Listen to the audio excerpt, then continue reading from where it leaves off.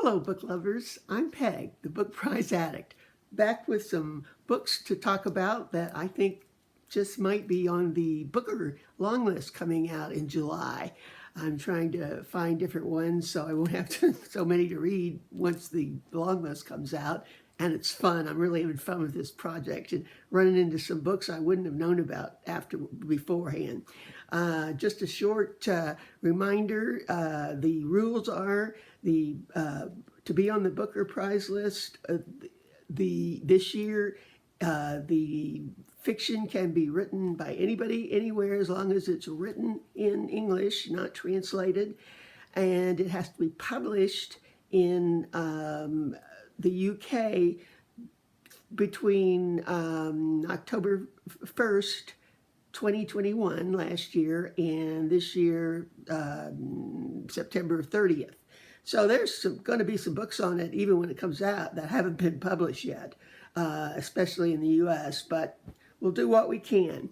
Anyway, I'm making a rating chart like I did when I read all the books for other prizes, where I give them numbers from 0 to 25. Well, nothing gets 0. If it's going to be 0, I just don't read it.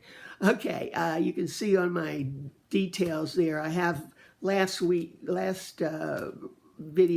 where I've given them numbers. What I'm going to do is talk about, I have 5 books today, talk about them in the order that I like them from least to most, and not give them any numbers, and then that'll give me more chance to think about it. And then when I come back for the next video, I'll have numbers there. This really helps me to keep books straight by the time I've gotten quite a few read. Okay, let's get going on today's. First of all, we have Booth by Karen Joy Fowler. This is quite obtainable. I think most libraries have it now. My library had 2 or 3 copies. She's a pretty experienced author, and I have to say, the Booth, you probably know, but I'll just say it refers to John Wilkes Booth, who shot President Lincoln. And it goes into his life. It starts his life, well, actually before he was born, with his family of origin. And Karen Joy Fowler puts a explanation in the back that some of it's history and some of it's not. And she advises that if you want to really learn about the real history, she gives you an actual biography that she refers to. But you know, I'm not sure if I like books that are part nonfiction and part fiction. Plus the fact it was told by one of the girls in his huge family. The Booths had a huge family. Father was an actor, was gone most of the time. They lived in this crummy house out in the woods somewhere, and they just kept having children after his breaks when he came home. A whole bunch of them, some didn't live, kind of a sad situation, but it was told from the perspective of Rosalie, one of the sisters, who Fowler admits is probably the one she knows least about, and so that made her the one talking. And I really just don't like child narrators anyway. Plus, there's just a feeling I'm not that crazy about stories that are based on true stories. I'd rather just read nonfiction. But, so the first part was, you know, not that great. It gets much better at the end because I didn't know a lot about the history of the nation during that time. It was near the end of the Civil War, and Booth and his cronies had a lot of strange thoughts about the Civil War, and it went into all that, and that part was really interesting, plus what really happened when he got into the theater and killed and shot President Lincoln, and afterwards. All that part I really liked. Okay, next we have The Raptures by Jan Carson. She wrote a novel just a couple years ago called The Fire Starters that was very popular. In fact, I read here that she was the winner of the EU Prize for Literature, and I had not heard of that prize. I thought I knew all the prizes.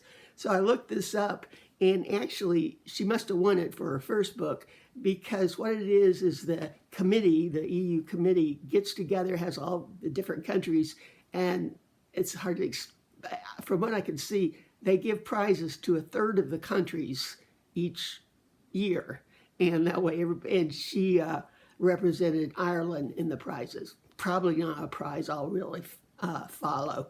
Okay, the Raptures deals with early in the century, a small town in kind of in near in Ireland. I'm not familiar with the small towns, but it's near Belfast. Okay, so but it deals with a small community in which a lot of children, it's during the summer, get some sort of plague and die. That sounds familiar, right? Actually, I have 2 more books to talk about that have to do with plagues.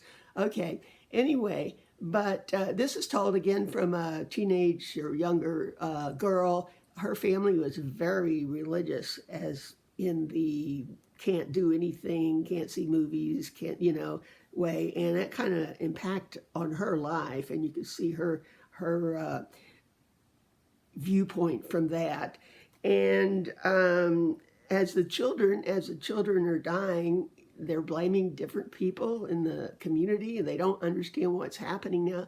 I'm not going to be able to tell you really about what was happening, because it would spoil it. But I'll just say I'm leaving out a huge topic, or a huge thing that maybe has a little magic realism in it.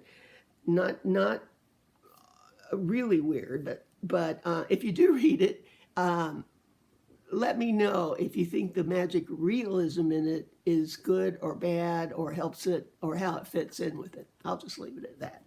Okay, next we have a book that takes place in Korea, Beasts of a Little Land, and it starts in 1917 when the Japanese had taken over Korea, and it shows this old Korean man, a hunter, is out. I love this cover, by the way. He's hunting a tiger, wouldn't you believe? And it becomes a very long 50-year story about the Japanese officers. A Japanese group of officers came up and were going to kill him, finding him there, but he had a way of saving their lives from a tiger. That part was really interesting, and because I give a lot of points, you'll notice on my point system, I give a lot of points to sense of place, and it had a wonderful sense of place up in those icy mountains, and the groups, and even the animals, the sounds they made, and I thought that was really well done. I'm not so sure. The whole thing became kind of a saga, you might say. Same people kept coming back. There was a young woman involved who got sold into a courtesan school. But at the end, I think there was a little too many coincidences. Of course, in 50 years, people are going to run into each other again, but I have a problem with coincidences. So let me know if you think a coincidence can be part of literary fiction, I guess you'd say. Still, it was a good book. It was entertaining. Okay, the next 2 have to do with a plague, a virus that comes, and they were both written in the last year, so I imagine they have to do with, actually, the one called Burntcoat. Sarah Hall talks about the fact that she started this book the first day of lockdown in March of, was it 21? I don't know.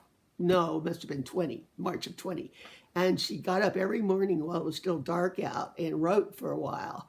I guess that's the way she coped with being in there. And she had a job, other job during the day. And somehow it helped her get through that time. Anyway, she came out with a very interesting book, Burntcoat is. It's not so much about the virus as it's about her story, or the story of this woman in it who is a sculptor. And it goes into a lot of art description, and she makes these huge sculptures out of kind of junk and stuff, but she has to buy this almost warehouse thing that she can set her sculptures up in, and it's called Burntcoat. Also, she goes to Japan and takes this course where they burn wood somehow and then scrape it off, and that makes it hardier or artier or something. But there's a lot about that, and I was able to find some pictures. I won't bother you with those, but that was the big thing I thought more of her art. But she lives in this huge warehouse thing out in not such a good part of town, and she has a new lover, and he is at her house when the quarantine starts. And I mean, it was really a quarantine. They couldn't leave. So the rest of it is a story about how she gets along being quarantined with this man who she barely knows. And it does talk more about her life and how Burntcoat, the building, made out during that. Okay, the other one handles the plague differently. It's called The Fell by Sarah Moss. You know, there's a lot of Sarahs that write good books, and I got mixed up. The other one was Sarah Hall. This is Sarah Moss. Both of them have written books before that were well received. Okay, quickly, The Fell, I had to look up the fell to be used in this way. It refers to a mountainous area high up that is barren or has more of a moor along of it, not all trees. And it's used in North England and Scotland. No wonder I hadn't heard of it. Anyway, there's a woman and her teenage son living, again, near the fell. And again, the quarantine comes all of a sudden, and it's a little different, thankfully, than what we have. They can't go out of their house at all. If their neighbor sees them go out of their house, they're supposed to call the police.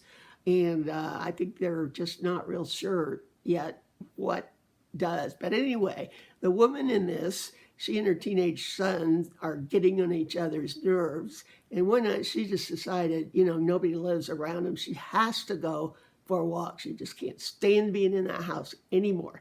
So she goes out on the fells and goes for a walk. And guess what? It doesn't even tell her son because she knows he wouldn't like it, or he might even call the police. Anyway, and she falls on her walk and breaks something and can't get up. And then it was really well done. The son had to admit that she'd gone in order to get help. And it was from a three-point perspective. You saw the son waiting at home, worried as could be, you know, the feeling of waiting.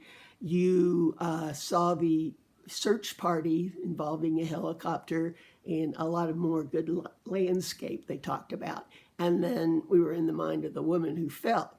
I won't go into the end of this, but I really enjoyed the last part in the way it was written. I give a lot of points to enjoyment of the writing.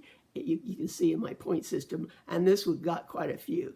So anyway, I got to head back to the library, take these books back, and get some more that are on hold. So I'll be back soon as I can get them read.